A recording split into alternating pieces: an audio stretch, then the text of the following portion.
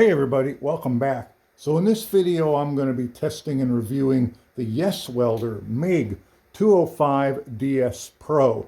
This machine was sent to me by Yeswelder for the purpose of this review. It is currently $479 on Amazon, but there is a $140 coupon right on the Amazon page, which will drop the price to $339. This is a 200 amp welder. It has 5 different types of welding it can do. It can do lift TIG, it can do stick welding, it can do flux core wire welding without gas, or solid core wire with gas.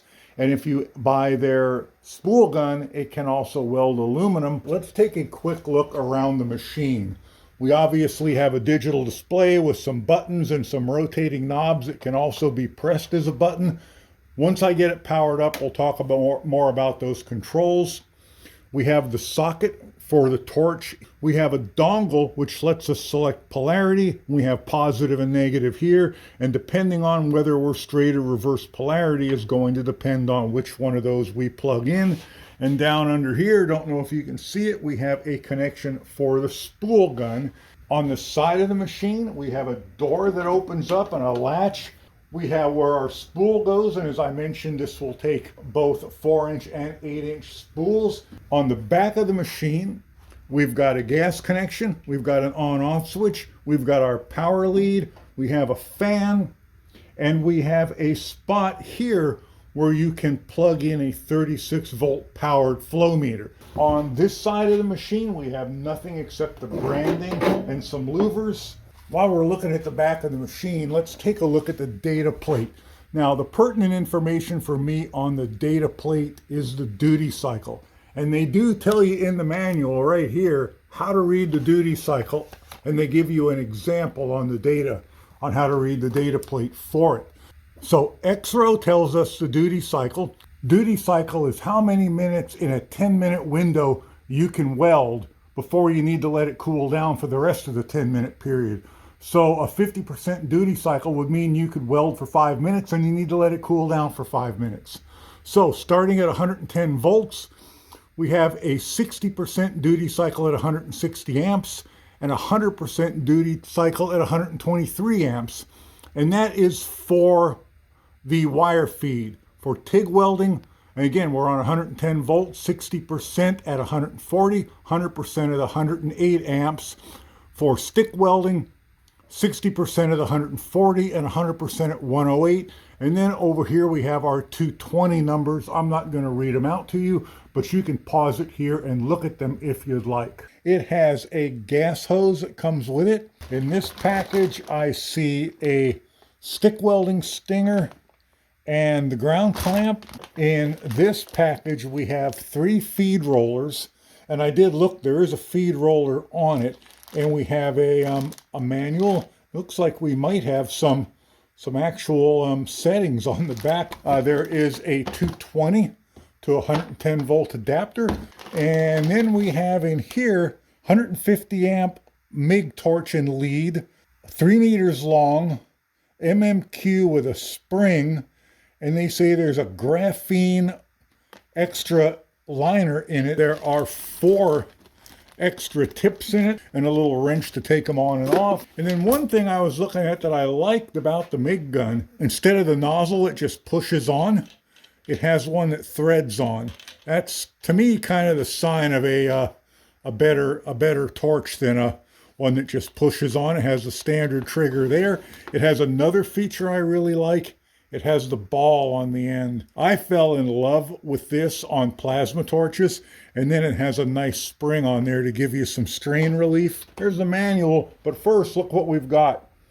We've got a setting chart with the type of welding you're doing, the type of materials and the thickness of materials, how to connect it properly for the type of welding you're doing to get you right in the ballpark for what you're trying to do under probably 90% of the circumstances most of us are going to be using.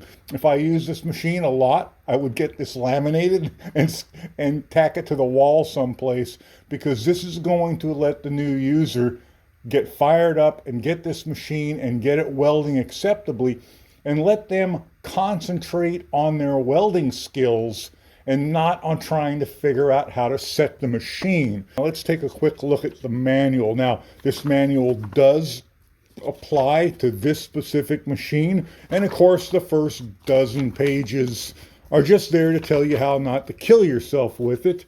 And then finally, when we get to page 9 or 10, we start seeing the controls and how to operate it. And it does take both 4 and 6 and 8-inch spools, which is really nice. If you're doing a lot of welding, those 4-inch spools are expensive and annoying. So how to get the wire set up, how to get it fed through, the first type set up, and how to get a weld, welding wire selection, gas selection, welding parameter ranges set up for MIG and flux core wire. Here's the control panel operation. Here's some nice detailed pictures. Oh, this is putting in the graphene liner for aluminum welding. Also in here is how to attach the spool gun if you buy it. Oh yeah, here it is, spool gun. So this is like a pretty decent starting manual. Here is the connection on the MIG gun, and it is no more complex than lining it up, pushing it in, and tightening the knob down. But I am going to start my welding journey with this machine with Blue Demon 035 flux core wire. This is E71T-11 wire. First thing I want to do is I want to get the correct roller in. And they do provide 4 rollers with this that I may mention. So we're going to pull that down. This also adjusts our tension on the wire. And then here we're going to turn this knob. Is a 0.8 V-groove. Can you see that? 0.8 V-groove on one side and 0.9 V-groove on the other. And if you stick your fingernail in the groove and run it down, if you feel knurling, it's for V-groove knurled is for flux core wire. V-groove smooth is for solid core wire. A non-knurled U-roller is for aluminum. The Blue Demon is 035 or 0.9. So we are going to be putting the 0.9 side facing in, I believe, and that should line up with our wire. So the spool adapter for the 8-inch spool fits on. You have to take a nut off and then a spring and a couple of washers. Now the nice thing is the stud is long enough that the nut comes off after spring pressure is released, so it's not springing all over on you. Then you take the adapter off, and then the spool will just go right on for the small spool. All right, with the wire loaded in the machine, I have the tip completely off, and I am going to press the button on the right near the front of the panel, near the top of the front. It says inching on it, and that should feed the wire through, and it doesn't. Oh, because I'm set to stick. Okay, so I have to change my mode to Synergic MIG, and now when I press inching, it should go, right? No, there we go. Ha, I am smarter than the machine. Oh, wow, it's going fast too. Yeah, you definitely want it, the tip off and it's stretched out. But it's feeding smooth. Wow, that was fast. All right, let's take a look at the front panel on this, the buttons, knobs, and displays. One thing to note is this is going to change depending on our welding mode. Right now I am set to Synergic MIG solid wire 035, but that's not where we want to be. So let's take a look. This display in the upper left tells us that the wire diameter we're set to 0.035 inches or 0.9 millimeters. This is telling us our inches per minute, and thank you. Thank you, Yeswelder, for putting the proper display for MIG inches per minute instead of amperage here, because that should be inches per minute. That's what all the big boys do. Miller and Hobart and Lincoln and those guys, that's what all the settings and help you find on the internet show is inches per minute when for MIG. Over here is our voltage display, 21.1. Here is the fact that we're plugged into 110 volts, and I'm not sure what that does. Oh, this is the display to tell us what the inching button does. We'll come back to that. Plus, we already saw that. This tells us we're on 2T and not 4T. 2T means that when we squeeze the trigger, the wire will feed. When we let go of the trigger, it stops. 4T means when we squeeze the trigger, it will go. When we let go, nothing happens. It keeps going. And then we have to squeeze the trigger and release it again to stop it. That's if you're running this on some type of automated machine.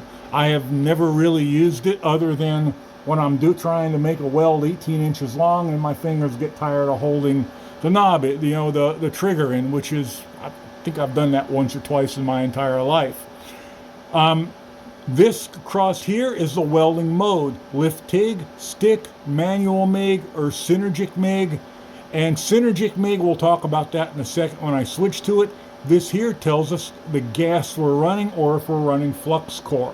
So we have a wire diameter button here. If we press it, it changes our wire diameter, and note that our values over here change as well. 023, 030, 035, and back to 023.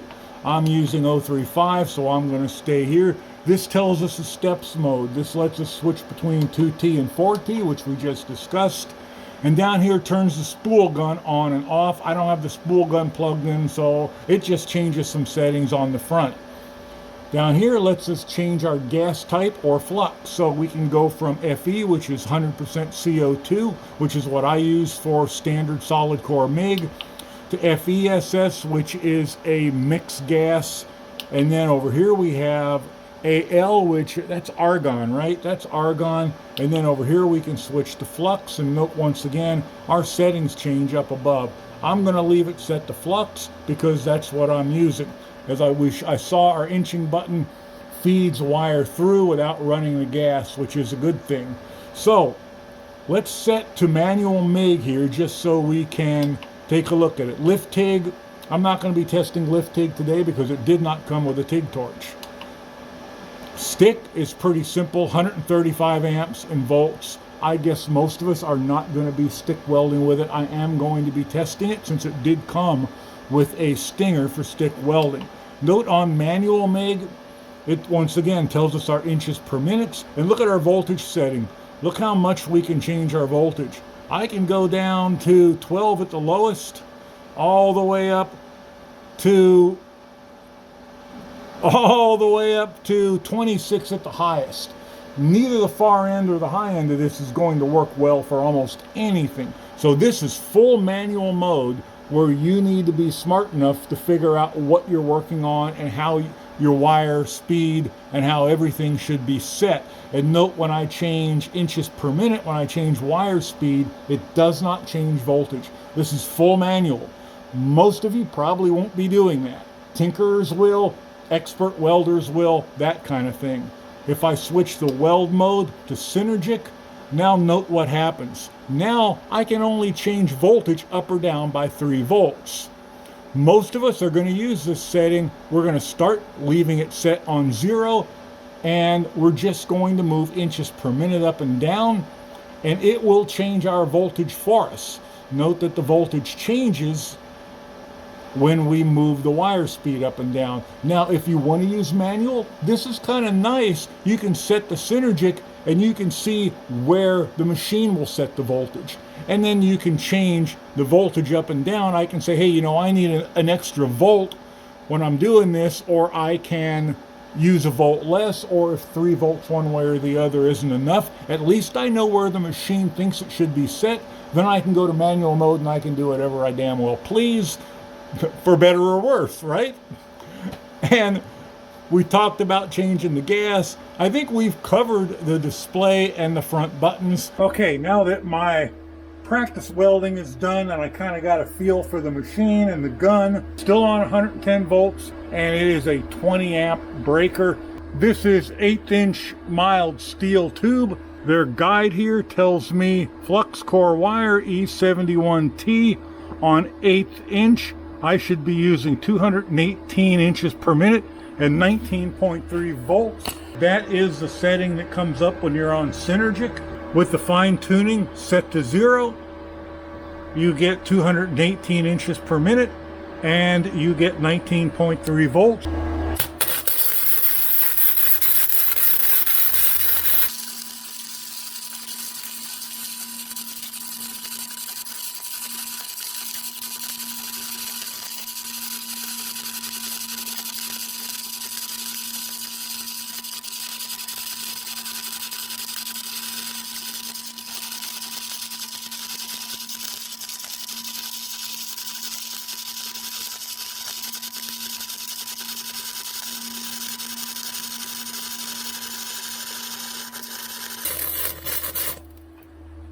All right, all the way across without popping a breaker. Plugged into 220, and now it says 220, and we're still at 218 inches per minute and 19.3 volts.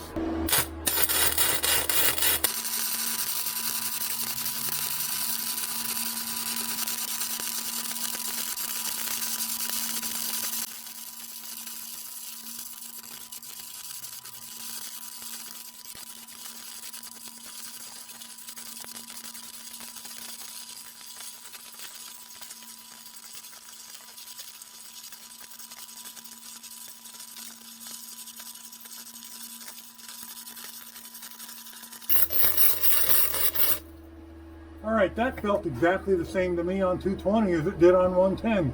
All right, their little chart says good goes to maximum 1/4 inch, and it says I should be running 382 inches per minute and 23.1 volts on 1/4 inch. And I have a chunk of 1/4 inch square tube. I'm still on Synergic and 382, 23.1. Oh yeah.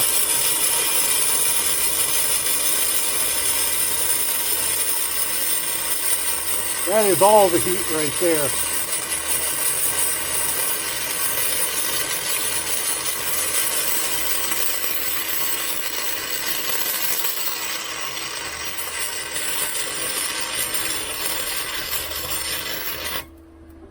Let's try another one real quick, see if I can manage to go a little straighter than that. I doubt it.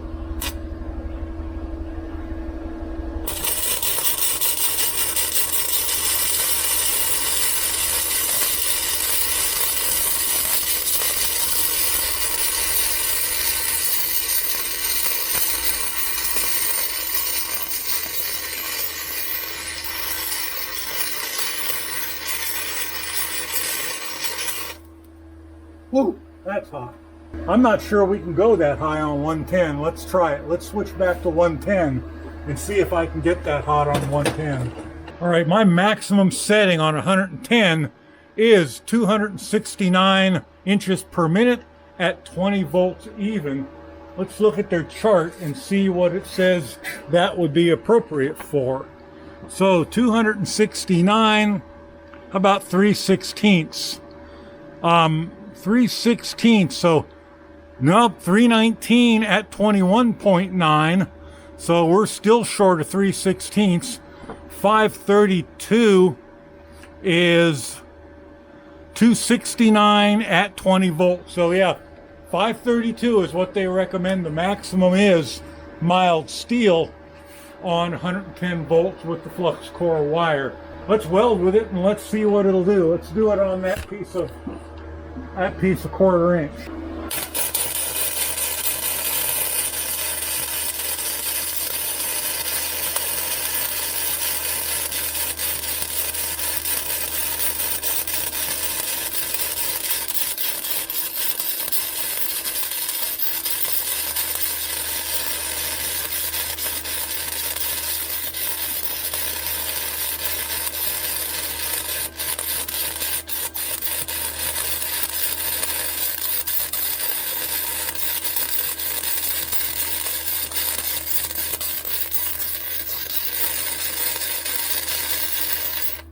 Yeah, that's hot enough for 1/4 inch if you prepare the material properly, in my opinion.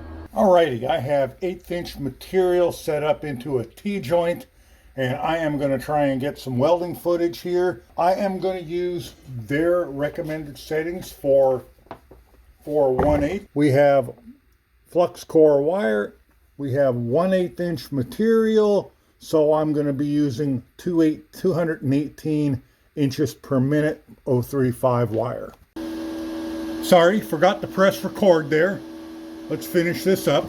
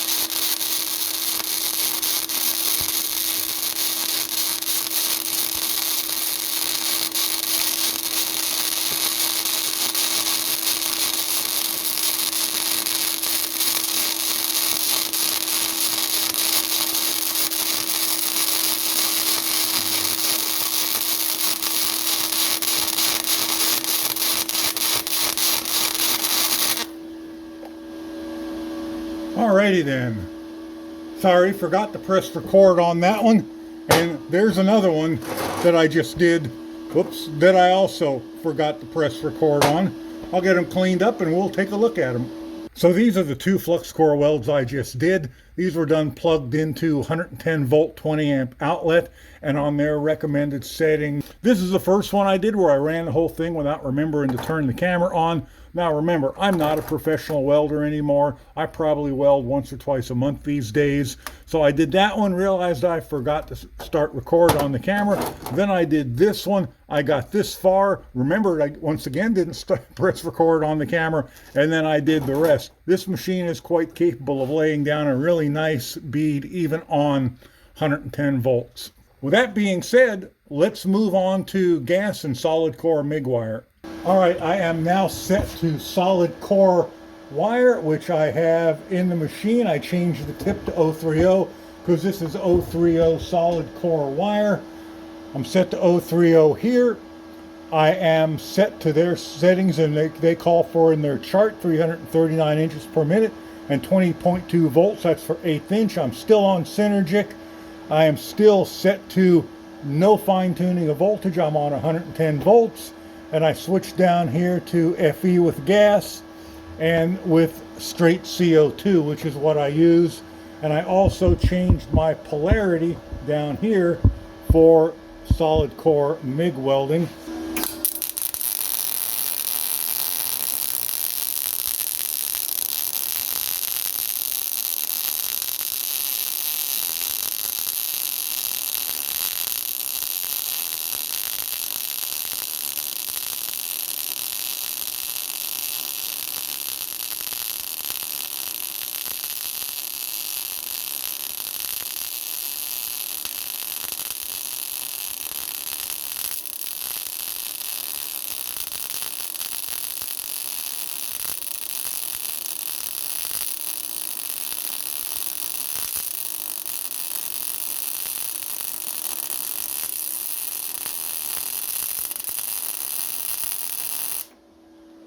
All right, let me get that unclipped and I'll get it. Oh, you can see it pretty good from right there, but let's get it up closer anyway.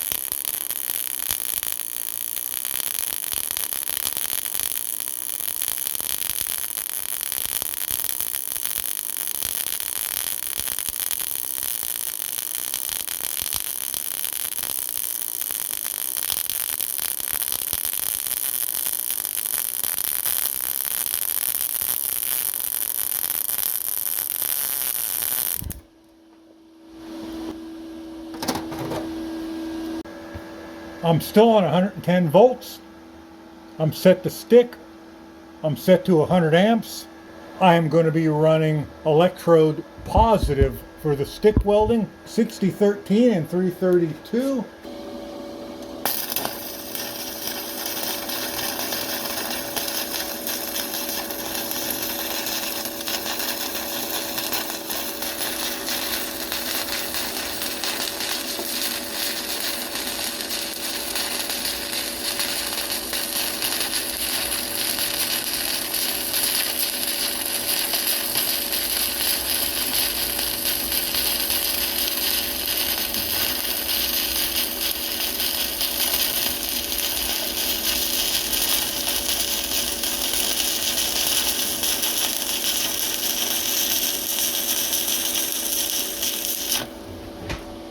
That seemed pretty good.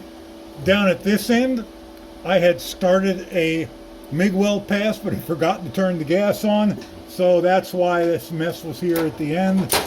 Here's this 6013 stick weld, and as you can see at the very beginning, I was not getting the weld filled in. I kind of felt that was happening, and I went back and I tried to fill it, but I still didn't get it. But once I got further on, I got that fixed. It'd take me a little bit of practice to become a good stick welder again, but this machine definitely does a good job of it. All right, now that the welding is done, now we get to the fun time where I get to tell you what I liked about this machine, what I didn't like, what annoyed me, and whether or not I think it's something you should go buy. Before I do, I want to do a little housekeeping. First, I want to thank Yeswelder for sending this out to me. I really do appreciate that. And of course, I want to thank you guys for watching my videos. I also want to mention that I will be testing the spool gun for aluminum on it. It's going to take me, 4 or 5 weeks to get that gun. And I also have to get an argon gas bottle and some aluminum to weld up, but we will be testing the spool gun. I also want to mention that during this test and for the last several years, my welding hood of choice has been this Yeswelder hood. It was given to me as like a Christmas or birthday gift like 3 years ago. I did a review on it. It's the only hood I've ever used since then, and it's one that I do really like and have always recommended since I've had a chance to use it myself. You know what? Let's get what annoyed me out of the way first, because honestly, they're nitpicks, but you know what? They're my nitpicks, so let's get to them. The first thing that annoyed me were these buttons in the front. The text on them is really small, and it's hard for old dudes like me to read it. I had to get my cheaters on in my face about 6 inches away, but of course, if you're younger, you won't have that problem. Once you use the machine a lot, you will know what all the buttons do and won't need to read the text on them to know what they are. Second thing that kind of bugged me about the machine was the fact that the wire spool is held on with a nylock nut and not a quarter turn fastener or even just like a thumb screw type of thing. That's something that can be solved with $1.50 down at your local hardware store. So, that's pretty minor as well. Next thing that kind of bugged me just a little bit, and probably only because I was trying to make a video, I'd like to have it powered on right now while I'm making this video, but it's kind of tough to do since it does have a bit of a noisy fan. The fan does not power down when you're not welding after it's cooled it off. It runs at full speed all the time. In a shop environment, you'd never notice it.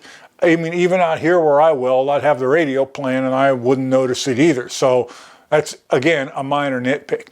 The other thing that kind of annoyed me about it was the trigger on the MIG gun is really sensitive, and I was constantly accidentally bumping the trigger on when I didn't mean to.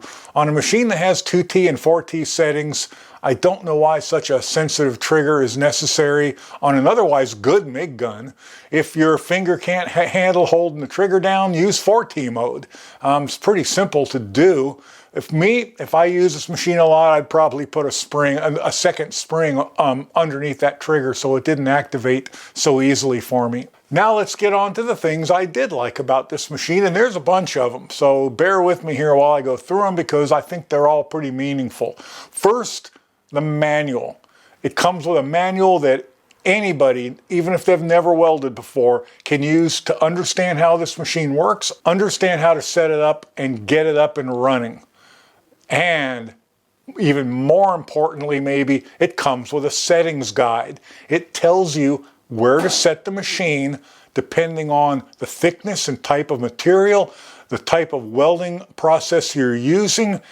It just makes it so easy for the new person to learn how to practice their welding skills and not have to worry about how you set the machine up and what you do. This is also a Synergic machine and it's manual as well. So the new user, or even the lazy, not new user like myself, can come in, look at the settings guide. The settings guide says X number of inches per minute. You put it on Synergic, you dial it to X number of inches per minute, and the voltage is dialed right in for you. You can fine tune the voltage up and down, 3 volts up or 3 volts down, but the machine is set at that point. And again, if you're the lazy like me, you can get on with your welding job. If you're the new user learning to weld, you can get on with learning how to weld and not learning how just to set the machine. If you're an expert or if you're doing something weird, you have that full manual mode. And even better, with Synergic mode, you can turn it on see where the machine thinks it should be set for what you're doing, then switch into full manual mode and go to town doing whatever you want with the settings. This machine has a good duty cycle as well. Turned about halfway up or so to its mid-range settings, it has 100% duty cycle, and cranked all the way up, it looks like about as bad as you can make it is 60%, which is, for somebody like me, hobbyist, home welder, even the pro home welder, 60% is pretty darn good. You're probably not going to be welding more than six out of every 10 minutes. This machine will flux core wire weld, it will stick weld, and it will solid core wire weld with gas right out of the box. You will need to, of course, get a gas bottle and a flow regulator if you're going to solid core wire weld. Do yourself a favor. If you're welding mild steel solid wire on mild steel material, you just use CO2. It's inexpensive, it's easy to find, and it works fine. This machine is both TIG and spool gun capable, and both TIG torches and spool guns from Yeswelder are available, and they're not terribly expensive. A big one for me, and something I think all of these type of welders should have, is when you're on flux core or solid core wire welding, the machine reads out in inches per minute. That is industry standard. That is what they should read out. You should not see amperage and voltage. I'm not saying you shouldn't be able to see your amperage, but the main readout for wire welding should tell you inches per minute. That way, even if you lose the settings chart that came with this machine, you can go to the internet and say, hey, how should I set my 035 flux core welder for 1/8 inch steel plate? And you'll see an inches per minute and a voltage. So good on them for doing that. All these machines should say inches per minute.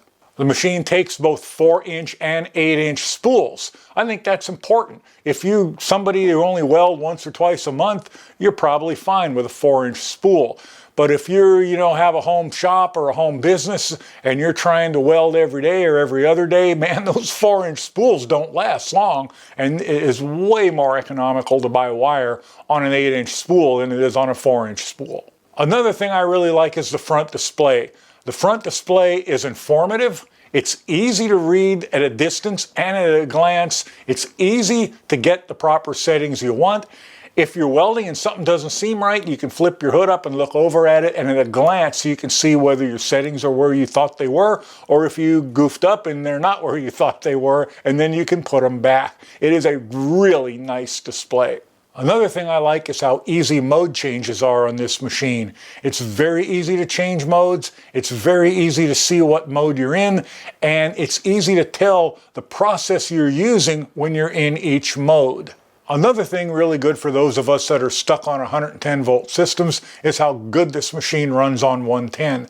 You can't crank it up quite as high on 110 as you can on 220, but when you're in the same range, a range that can run on both 110 and 220, you can't tell the difference. It blindfolded me and I wouldn't be able to tell whether it was 110 or 220, and it never popped a 20 amp breaker. So for those of us stuck on 110 and who might not even have 220 available at all, that's a big deal. And if you do have 220 available, then you can crank it up that extra little bit, and you can weld 1/4 inch, and if you properly prepare your material, maybe even a little beyond 1/4 inch. Another thing I liked were all the hoses, wires, and cables. They're all good lengths and they're all good quality. Even the power cable was a good quality and a good length. Most of these machines, to plug into my 220, which is like 7 feet up on the wall near the ceiling, I have to set the machine up on a box on top of the bench in order for the cord to be long enough to reach up there. This one will reach sitting right down here on the welding cart, which I really did appreciate. I like all the accessories that came with it. It came with 4 wire rollers, which give you 8 options, 2 per roller, for different sizes of flux core, different sizes of solid core, and different sizes of aluminum wire. And it comes with that special liner if you want to weld aluminum. Now, I have never tried to wire weld aluminum without a spool gun. I've had some people tell me that they've done it just fine, and I've had other people tell me it's awful, but it does come with that graphene liner if you want to give it a try without a spool gun. Another thing I really liked about this machine was the gun itself. Despite the fact that the trigger activates a little too easy for my ham hands, I really like the ball end on it. I really came to love that on some plasma cutters I had. I like the strain relief on it. It is a really, really nice MIG gun, and I like that screw-on nozzle too. And last but not least was how good it welded. Every mode I tried it on, every type of process I used, whether it was flux core, whether it was solid wire with gas, or whether it was stick, it all worked really well. It was smooth, it welded great, there was no abnormalities at all in the welding process. It just did what it was supposed to do, and it did it really well. And I'd also like to mention, I struck an arc with a stick the very first time, and I have not stick welded much for a very long time. Once many moons ago, I was pretty good at it, but lately I've had to battle striking an arc. This one tapped it, bang, it struck and it kept running. Some of the lesser expensive welders I've used recently have been a battle to get the arc started, not this one. So I do want to say that I think this is arguably the best welding machine I have used on this channel, and probably the best welding machine that I have used since I stopped welding professionally. It is also the most capable welder I've tested on this channel, and again, probably the most capable welder I have used since I quit welding professionally.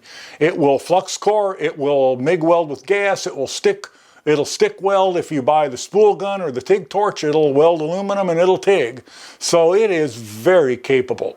So in closing, I just want to say, if you're looking for a welder, whether you're a beginner or whether you're an expert, and this machine's capabilities is what you're looking for and it's within your price range, I just cannot imagine anybody not being happy with this machine. It really works great and has great capabilities for its price. Again, thanks to Yeswelder for sending this out. Love you guys. And thanks to all of you. I love you guys too for watching my videos, subscribing and liking and using my links. And I'll catch you in the next one. Bye for now.